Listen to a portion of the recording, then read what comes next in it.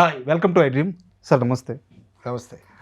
Sir షావుకార్ జానకి గారు 94 ఏళ్ల వయసులో తుడి శ్వాస విడిచి అవును. వెళ్ళిపోయారు. అయితే షావుకార్ జానకి అనంగానే ఆమె చేసిన 400కు పైగా సినిమాలు, తెలుగు సినిమా పైన ఆమె వేసిన ముద్ర. ఆ మాటకొస్తే పూర్తి సౌత్ ఇండియాలో ఆమె తెలియని వారు ఉండరు. అవునవును. ఆ ప్రయాణం గురించి ఒకసారి చెప్పండి సార్.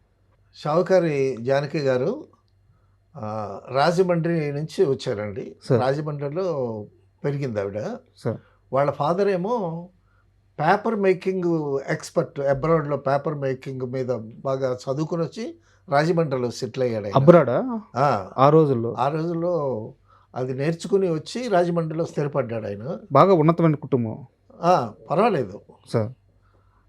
అయితే చిన్నప్పుడే మ్యారేజ్ చేశారు. 15 ఇయర్స్ ఆ టైంకే మ్యారేజ్ చేశారు ఈవిడకి. హ్మ్. మ్యారేజ్ చేసిన తర్వాత భర్తకి తనకి కుదరక డివోర్స్ ఇచ్చింది. సార్. అప్పటికే ఒక బిడ్డ పుట్టడం జరిగింది. తర్వాత సిస్టరు కృష్ణకుమారి గారు. అవును. వాళ్ళిద్దరూ, ఈవిడ పెద్దావిడ, ఆవిడ చిన్నావిడ. తర్వాత ఆర్థికంగా ఇబ్బందులు పడి మెడ్రాస్ షిఫ్ట్ అయ్యారు. మెడ్రాస్ షిఫ్ట్ అయిన తర్వాత అప్పుడు షావుకారు సినిమా తీస్తున్నారు. ఆ షావుకారు సినిమాలో ఎల్వి ప్రసాద్ గారు డైరెక్టర్, విజయవాడదది. సార్. దానికి సెలెక్ట్ అయింది ఆవిడ. అంటే ముందు నుంచి సినిమా మీద ఒక ఇష్టం అయితే ఉంది అంటే పెళ్ళైన. పొట్ట పొట్ట పోషించుకోవటం కోసం మెడ్రాస్ వచ్చేసారు వాళ్ళు. సార్. ఆర్థికంగా ఇబ్బంది పడ్డారు. ఫాదర్ చనిపోవటం అదంతా. అక్కడి నుంచి వీళ్ళంతా ఇక్కడికి మెడ్రాస్ షిఫ్ట్ అయ్యారు. సో లక్కీగా చిన్నప్పుడు బాగుండేది ఆవిడ. సార్. అయితే చాలా చిన్న వయసులో 15 ఏళ్ళ వయసులో షావుకారు సినిమాలో వేషం దొరికింది. దొరికిన తర్వాత అప్పుడు అది డైరెక్ట్ చేసింది ఎల్వి ప్రసాద్ గారు విజయ సంస్థకి. సార్. కేవీ రెడ్డి గారు అన్నారు, అమ్మాయి నువ్వు మరీ చిన్నపిల్లవి, నీకు వేషాలు ఏం లేవు, గ్లామర్ లేదు, ఏమీ లేదు, నువ్వు better go back to Rajahmundry అని అన్నాడంట ఆయన. సార్. అనేసరికి ఆవిడ బాగా ఇదైపోయి దాన్ని ఎలాగైనా సరే ఓవర్కమ్ కావాలని చెప్పి షావుకారు సినిమాలో తన ఎఫర్ట్స్ అన్నీ పెట్టి బాగా యాక్ట్ చేసిందంట. యాక్ట్ చేసేసరికి ఆ సినిమా ఎల్వి ప్రసాద్ గారి మహిమం, ఆ కథాబలము, తర్వాత ఆ కాస్టింగ్ అదంతా ఈవిడ అదృష్టము. ఆ సినిమా బాగా ఆడింది. ఇంటి పేరు అయిపోయింది కదా సార్. అది ఇంటి పేరు అయిపోయింది. శంకర్ మంచి వాళ్ళ ఇంటి పేరు. ఈవిడ షావుకార్ జానకి అయిపోయింది. అదే తమిళ్లో సౌకార్ జానకి అన్నారు దాన్ని. సౌకార్ జానకి అన్నారు. తమిళ్లో అనటానికి కారణం ఏంటంటే అప్పుడు ఎంజీఆర్ గారి భార్య, ఆవిడ పేరు జానకి. ఓకే. ఆవిడ కూడా ఆర్టిస్ట్, అప్పుడు డబ్బింగ్ ఆర్టిస్ట్ కూడా. సో అక్కడ ఒక జానకి ఉందని ఈవిడ్ని సౌకార్ జానకి అని అన్నారు. సో ఆ విధంగా షావుకారు జానకి అనేటటువంటి పేరుతో స్థిరపడిపోయి తర్వాత సినిమాలు వచ్చాయి. తర్వాత ఆవిడ బాగా యాక్ట్ చేస్తుండేటటువంటి సినిమాలు చూసి కేవీ రెడ్డి గారు అన్నట, అమ్మాయి నేను నీ గురించి ఇచ్చినటువంటి స్టేట్మెంట్ వెనక్కి తీసుకుంటున్నాను అని అన్నారంట. అది గొప్ప కాంప్లిమెంట్. గొప్ప కాంప్లిమెంటు. ఫిలిం ఇండస్ట్రీకి వచ్చినప్పుడు బిగినింగ్లో ఎవరినైనా, ఇప్పుడు ఫిలిం ఇండస్ట్రీలో ఆల్రెడీ వెళ్ళేసరికి అక్కడ టెక్నీషియన్స్ ఉంటారు, డైరెక్టర్స్ ఉంటారు, హీరోలు ఉంటారు, హీరోయిన్లు ఉంటారు. కొత్తగా వెళ్ళిన వాళ్ళకి కొత్త కదా. ఘంటసాల పనికి రావున్నారు, సావిత్రి పనికి రావున్నారు. సో అటువంటి బిగినింగ్ స్టేజ్లో ఎవరికైనా అంతే. వాళ్ళందరూ లెజెండరీ పర్సన్స్. తర్వాత little drops of water make the mighty ocean అన్నట్టు వాళ్ళు అక్కడ పడ్డ కష్టాలు కానీ, వాళ్ళు పడ్డ అవమానాలు కానీ, అవన్నీ వీళ్ళకి అవన్నీ అధిగమించడానికి వీళ్ళు చేసేటటువంటి కృషి మీద ఆధారపడి వాళ్ళ మంచి లైమ్లైట్లోకి వస్తారు. ఈ ప్రయాణం ఎలా జరిగింది సార్? షావుకార్ జానకి గారు హీరోయిన్గా ఎస్టాబ్లిష్ అయిన తర్వాత ఎక్కువగా ఎవరితో సినిమాలు చేశారు? ఆమెను బాగా ఆదరించిన డైరెక్టర్లు ఎవరు? అక్కడ అందరి డైరెక్టర్స్తో చేసింది ఆవిడ. ఆవిడ మంచి పెర్ఫార్మర్. అందరి డైరెక్టర్స్తో వచ్చింది. తమిళ్లో కూడా చేసింది. అవును. తమిళ్లో చేసింది, కన్నడలో చేసింది, తెలుగు అవన్నీ చేసింది. తర్వాత ఆవిడ మంచి డిక్షన్ చాలా బాగుంటుందండి. ఇప్పుడు సినిమాల్లో నువ్వు పనికిరావు అనేటప్పుడు ఆవిడ మెడ్రాస్లో బాలానందం అనేటటువంటి ఒక సంస్థ ఉంది. అక్కడ పిల్లలందరినీ చేర్చి అక్కడ వాళ్ళకి ఈ హిస్టరీనిక్స్ నేర్పిస్తారు. డాన్సు, స్కిట్సు, యాక్ట్ చేయటం, ఏకపాత్ర అభినయాలు, పాటలు, సంగీతం ఇవన్నీ నేర్పిస్తారు. అక్కడ ఒక చేరి కొన్నాళ్ళు పనిచేసింది అక్కడ. అక్కడ వ్యాఖ్యాతగా పనిచేసింది వాళ్ళందరికీ నేర్పించటం అని. సో ట్రైనింగ్ ఇచ్చేటప్పుడు ఈవిడ కూడా ఆటోమేటిక్గా వాళ్ళకి చెప్పేటప్పుడు కరెక్ట్ తర్ఫీదు అవుతుంది. అవును. సో ఆ విధంగా అక్కడ కొన్నాళ్ళు పనిచేసి మళ్ళీ సినిమాల్లోకి వచ్చింది. తర్వాత తమిళ్లో చాలా సినిమాలు చేసింది, తెలుగులో చేసింది. తెలుగులో మంచి మనుషులు, తర్వాత రోజులు మారే కూడా మంచి సినిమా. రోజులు మారాయి. అవును. అందులో పాట కూడా ఉంటుంది, ఎరువాక సాగారు రన్నో చిన్న నీ కష్టమంతా తీరును రన్నో చిన్న. దానికి డప్పులు, ఆ డప్పుల మీదండి ఆ డ్యాన్స్ చేయటం అదంతా అసలు ఆ డప్పులు పెద్ద వెరైటీ అయిపోయి బుర్ర కథల్లో హరికథల్లో పాడేవాళ్ళు ఆ పాట. రోజులు మారాయి ఆ పాట ఎంత పెద్ద హిట్స్. తర్వాత అప్పుడు మొదట్లో హీరోయిన్గా చేసిన తర్వాత ఈవిడ కన్నా అందగత్తెలు వచ్చారు. తర్వాత ఈవిడతో పాటు కృష్ణకుమార్ గారు కూడా వచ్చారు. అవును. కృష్ణకుమార్ గారు మంచి హైట్, చాలా బాగుంటుంది అందగత్తె. రామారావు గారితో, నాగేశ్వరరావు గారితో చాలా సినిమాలు యాక్ట్ చేసింది.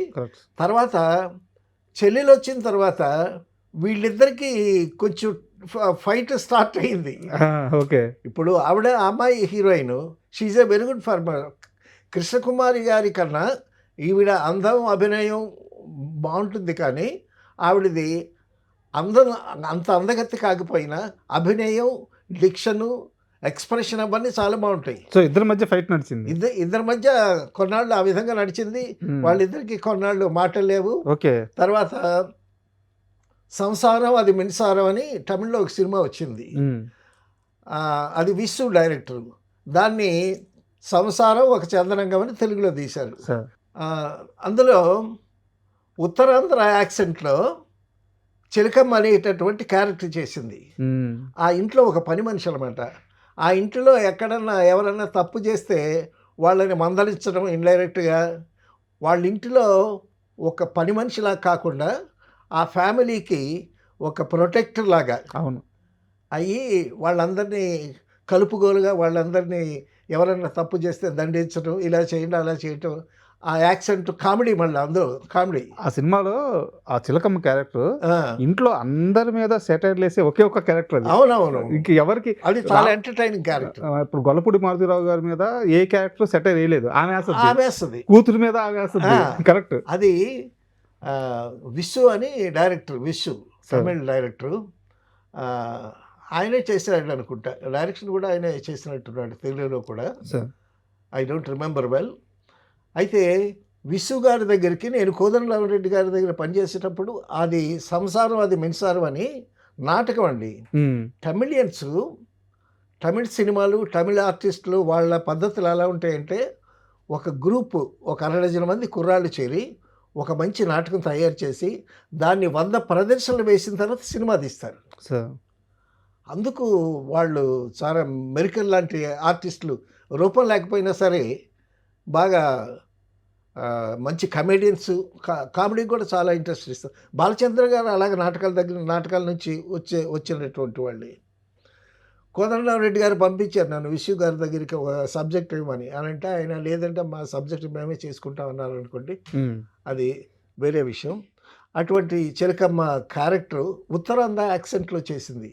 తర్వాత ఆవిడ అడిగిందంట డైరెక్టర్ని, సార్ ఈ ఉత్తరాంధ్ర యాక్సెంట్ వాళ్ళందరూ ఒక యాక్సెంట్లో ఉంటారు, నన్నేమో ఉత్తరాంధ్ర యాక్సెంట్ చేయమంటున్నారు.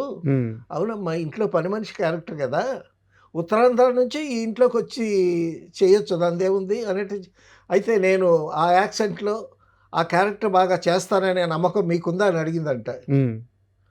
చాలామందిని చూసామమ్మా, జల్లెడి పెట్టాము, ఎవరు దొరకలేదు, ఇక మీరే మిగిలేరు, మీరే డెఫినెట్గా చేస్తారు అని అంటే, సో అప్పుడు ఆ క్యారెక్టర్ చాలా బాగా పండించింది ఆ క్యారెక్టర్ని. తర్వాత ఒక సినిమాలో నాగేశ్వరరావు గారికి జానకి గారికి పెళ్ళి అవుద్ది, ఫస్ట్ నైట్ సీన్ అండి. ఆ ఫస్ట్ నైట్లో నాగేశ్వరరావు గారు అడుగుతారు, ఏదన్నా ఒక పాట వస్తే పాడు అని.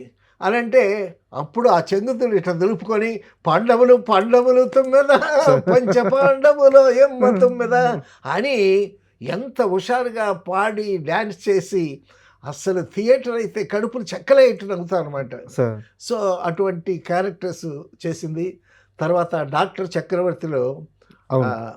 ఆ అనుమానం, భర్త అంటే అనుమానం. సో ఆ క్యారెక్టర్ కూడా తర్వాత వాళ్ళ ఎక్స్ప్రెషన్స్ సావిత్రి నాగేశ్వరరావు కలవంగానే ఒక్కసారి ఇలాగ లుక్ వస్తుంది. హ్మ్. సో అటువంటి ఎక్స్ప్రెషన్స్లో చాలా దిట్ట, చాలా తెలివైంది.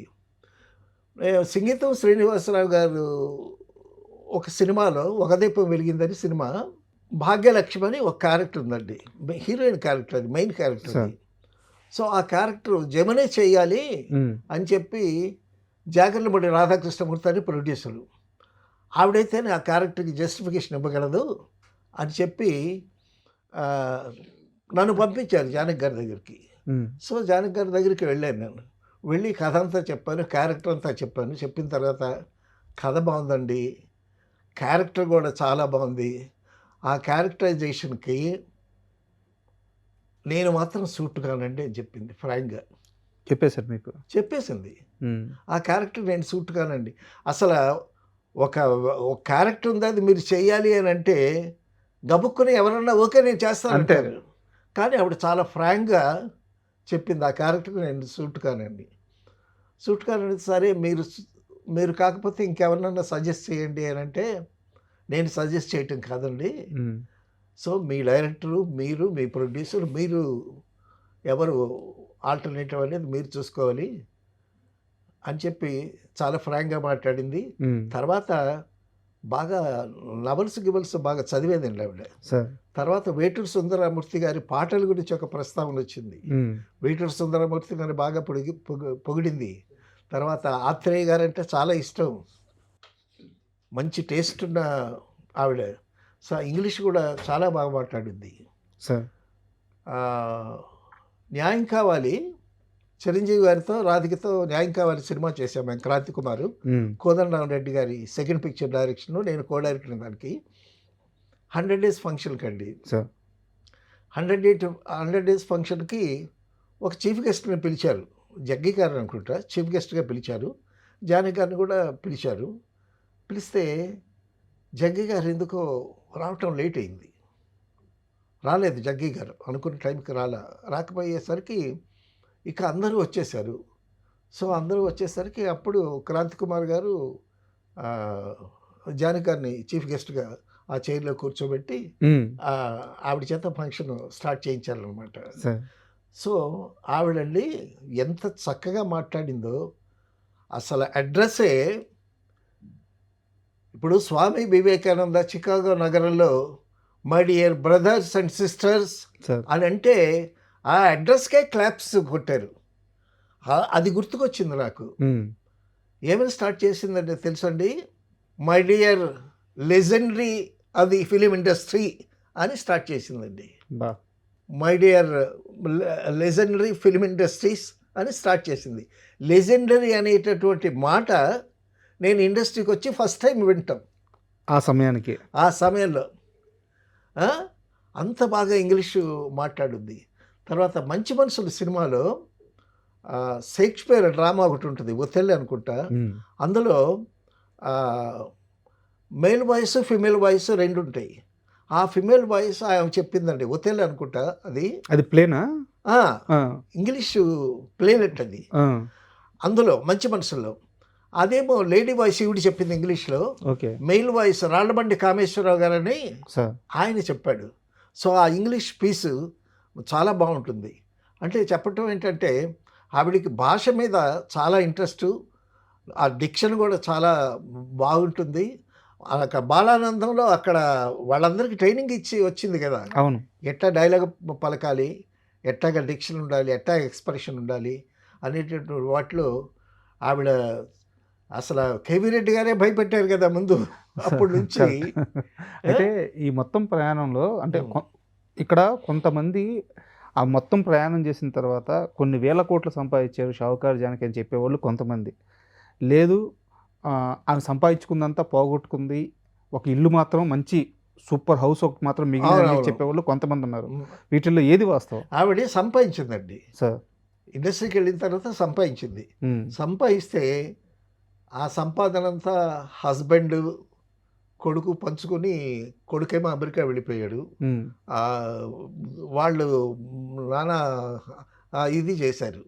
సో, ఆ విధంగా కొంత లాస్ అయింది ఆవిడ. హ్మ్. లాస్ అయింది. సరే ఇక పోయింది. ఏం చేస్తది?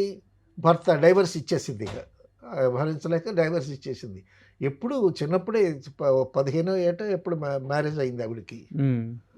సో, కొడుకేమో అమెరికా వెళ్ళిపోయాడు. తర్వాత కొడుకు అమెరికా నుంచి రాడు. భర్త డైవర్స్ అయిపోయింది. అయితే ఉన్నది ఎవరంటే ఒక చెల్లి. హ్మ్. ఆవిడేమో చాలా బిజీగా ఉంది. ఎన్టీ రామారావు గారితో చాలా నంబర్ ఆఫ్ సినిమాలు, రామారావు గారితో, నాగేశ్వరరావు గారితో చాలా సినిమాలు చేసింది. కృష్ణకుమారి గారు. కృష్ణకుమారి గారు. హ్మ్. తర్వాత కృష్ణకుమారి గారి వెల్‌ఫేర్ కూడా దగ్గరుండి ఈవిడ చూసేది. హ్మ్. ఆవిడ లైఫ్‌లో సెటిల్ అవుదామని ఎవరినో ఒకరిని పెళ్లి చేసుకుందామనంటే అప్పుడు ఈవిడ కూడా ఆ ప్రయత్నాన్ని ఆపింది. తర్వాత కృష్ణకుమారి గారు బాగా వెలిగింది, బాగా సంపాదించింది.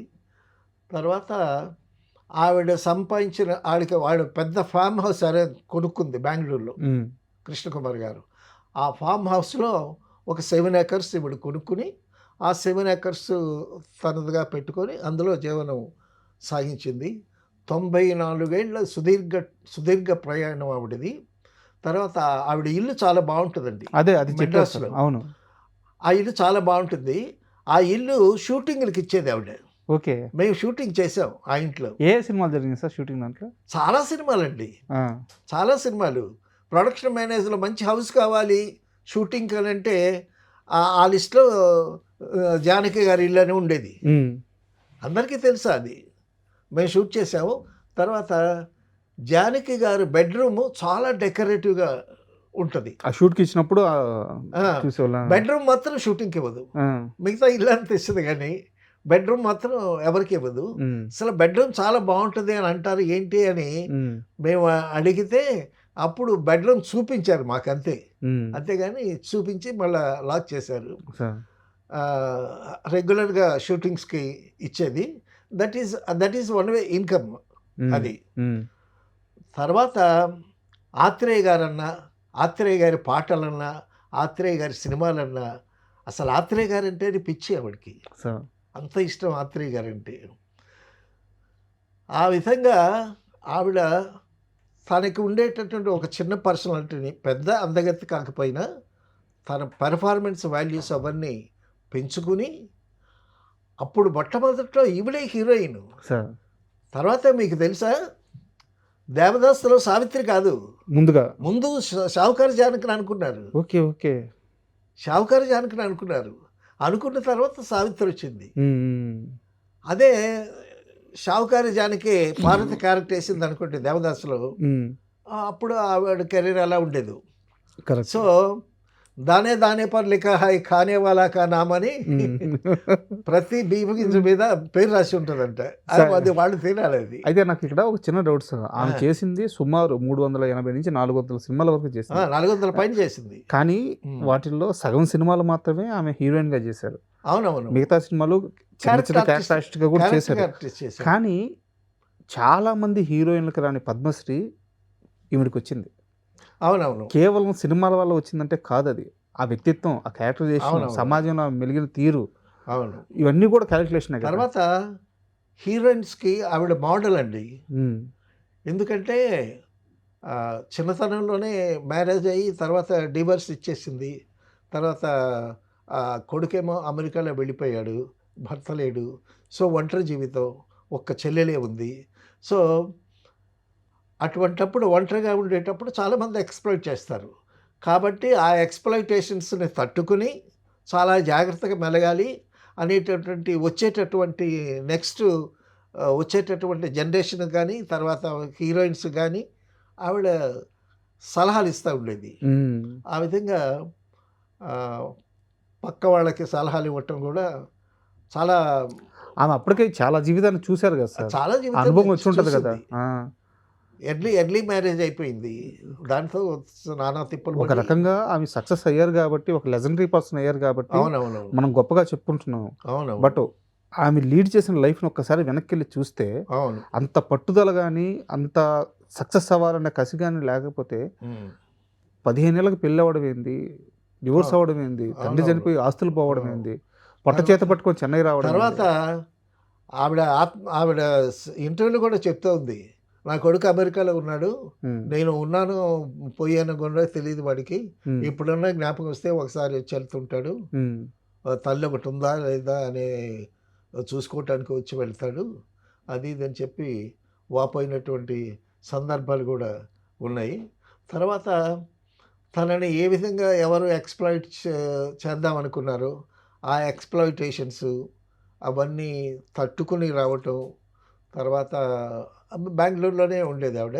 మెడ్రాస్‌లో ఉండేది. హ్మ్. తర్వాత బెంగుళూరు షిఫ్ట్ అయిందావిడ. So, super. అయితే ఒక్క విషయంలో మాత్రం అంటే హీరోయిన్ అయ్యారు, సక్సెస్ అయ్యారు, డబ్బులు సంపాదించారు. ఇవన్నీ ఓకే గానీ, హ్మ్. లైఫ్‌లో ఆమె ఏ ప్రేమని కూడా పూర్తి స్థాయిలో పొందలేకపోయింది. పొందలేకపోయింది. ఆ ఒక్క విషయంలో మాత్రం ఎందుకంటే హస్బెండు హస్బెండ్‌తో అదే. ఆస్తుల దగ్గర గొడవ. వాళ్ళ ఆస్తులు కాజేశారు.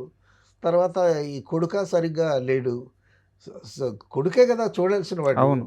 సో, ఆ తర్వాత తన చెల్లెలికి, తనకి ఆహ్, మామూలు వేషాలేసేటప్పుడు పోటీ ఉన్నా, తర్వాత అక్క చెల్లెళ్ళే కదా! ఒక తల్లి బిడ్డలే కాబట్టి, ఆ రక్త సంబంధం ఆ మాత్రం రక్త నిలబడింది. సంబంధం మాత్రం బాగా నిలుపుకున్నారు. తర్వాత చెల్లెలితోనే బెంగుళూరులో ఉన్నది ఆవిడ. సో ఆ చెల్లెలి తాలూకా ఫార్మ్ హౌస్‌లోనే కొంత భాగం తీసుకొని కొనుక్కొని, హ్మ్. ఆ ఫార్మ్ హౌస్‌లో గత జీవితాన్ని గడిపింది. 94 ఏళ్ళంటే దగ్గర దగ్గర 50, 60 ఇయర్స్ ఫిల్మ్ కెరీర్ అండి. సో అంత కెరీరు ఆవిడకి ఆర్థికంగా ఇబ్బందులొచ్చినా సరే, వ్యక్తిగతంగా కూడా ఆవిడ ఏమీ చెక్కు చెదరకుండా చాలా స్టబర్న్‌గా ఉన్నది. గట్టి మనిషి. ఆ! దానికి మెచ్చుకోవాలి. సో తర్వాత ఫంక్షన్స్‌లో ఏమైనా ఫంక్షన్స్ అయితే జానకిని డెఫినిట్‌గా పిలుస్తారు. హ్మ్. ఎందుకంటే ఆవిడ చాలా చక్కగా మాట్లాడుద్ది మైక్ ముందు. సో చాలా నాలెడ్జ్ ఉంది. బాగా చదువుకున్నది. ఆ చదువుకోవటం అంటే స్కూలు, కాలేజ్ ఎడ్యుకేషనే కాదు. సాహిత్యం, పుస్తకాలు, నవల్స్, ఇంగ్లీషు ఎంత బాగా మాట్లాడుద్ది. సో, ఆ విధంగా ఆహ్, ఎవరు తనకి దూరంగా వెళ్ళిపోయినా సరే, తను మాత్రం సడిలిపోకుండా స్టబర్న్ క్యారెక్టర్ మెయింటైన్ చేసుకుండి స్ట్రాంగ్‌గా నిలబడ్డారు. స్ట్రాంగ్‌గా నిలబడింది. సో, 94 ఏళ్ళు జీవించడం అంటే మామూలు విషయం కాదు. Correct sir. ఏ హీరోయిన్స్ 94 ఏళ్ళు ఉండరు. ఎందుకంటే హీరోయిన్స్ అయినా సరే వాళ్ళకి చాలా టెన్షన్స్ ఉంటాయి. హ్మ్. ఒక లెజెండరీ పర్సన్ అయిన తర్వాత ఒక గుర్తింపు రావటానికి సినిమా ఫీల్డ్‌లో ఎంత కష్టపడాలో, గుర్తింపు వచ్చిన తర్వాత, ఆ ఫేమ్ వచ్చిన తర్వాత నిలబెట్టుకోవడం గూడా అది నిలబెట్టుకోవటం కూడా అంత కష్టం అండి. ఎంత ఆరోగ్యం ఆ చెడిపోద్దో. నిలబెట్టుకోవటంలో ఆ నిలబెట్టుకోవటంలో ఎన్ని ఒత్తిడులుంటాయి వాళ్ళకి. హ్మ్. ప్రొడ్యూసర్సు, డైరెక్టర్సు, ఫైనాన్సర్సు, తోటి నటీనటులు, కాంపిటీషన్సు. ఆ! చాలామంది హీరోయిన్సు రాత్రి పగలు కష్టపడి పని చేస్తా ఉంటారే గానీ, వీళ్ళ వెనకాతల వీళ్ళు సంపాదించిన ఆస్తి ఏమవుతుంది అనేటటువంటిది చూసుకుంటే, అక్కడ చాలా లాస్ కనిపిస్తూ ఉంటది. చాలా మంది జీవితాల్లో ఇదే గదా చాలామంది జరుగుతుంది. జీవితాలు. అవును. వాణిశ్రీ గారు గాని, ఎంత ఆస్తులు సంపాదించింది. 'సావిత్రి' సో, గారి విషయంలో గాని అవును. అలాగా ఒక్కొక్కసారండి ఒక సినిమాలో కూడా దాసనారాయణ గారు సినిమాలో పెట్టినట్టున్నారు. అర్ధరాత్రి షూటింగ్ నుంచొస్తే ఇంట్లో తినటానికి ఏమి ఉండదు. మంచినీళ్ళు తాగి పడుకుంటది హీరోయిన్. ఏదో సినిమా గుర్తులేదు నాకు. హ్మ్. సో, అంత అటువంటి ఇండస్ట్రీలో చూసేందుకు ఒక రంగుల ప్రపంచం గాని, ఇక్కడ అంత అద్భుతంగా బతికే జీవితాలేమి ఉండవు. లేవండి. ఉండవండి. అంతా కష్టమే. ఇప్పుడు మా ఫ్రెండు ఒకతను అంటాడు. ఒక హీరో గురించి చెప్తూ, "ఒరేయ్ జయ" ఆ హీరో గురించి చెప్తూ, "ఆ హీరో కన్నా నువ్వు నేను చాలా సంతోషంగా ఉంటాంరా. హాయిగా నిద్రపోతాము. హ్మ్. ఆ హీరో ఆడికి నిద్ర పట్టదు. ఆ! ఆ ఆస్తి ఏమవుతుంది? ఈ పొలాలు ఏమవుతాయి? ఈ స్థలాలు ఏమవుతాయి? ఇదే ఉంటది. అని అంటాడు. సార్. సో ఆ విధంగా ఆవిడ్ని తృణీకరించినటువంటి కేవీ రెడ్డి గారే మళ్ళా వాపస్ తీసుకున్నాడు ఆ మాటని. సార్. సో నిజంగా 'షావుకార్ జానకి' గారి ప్రయాణం మొత్తం వింటుంటే అసలు నిజంగా అవునవును.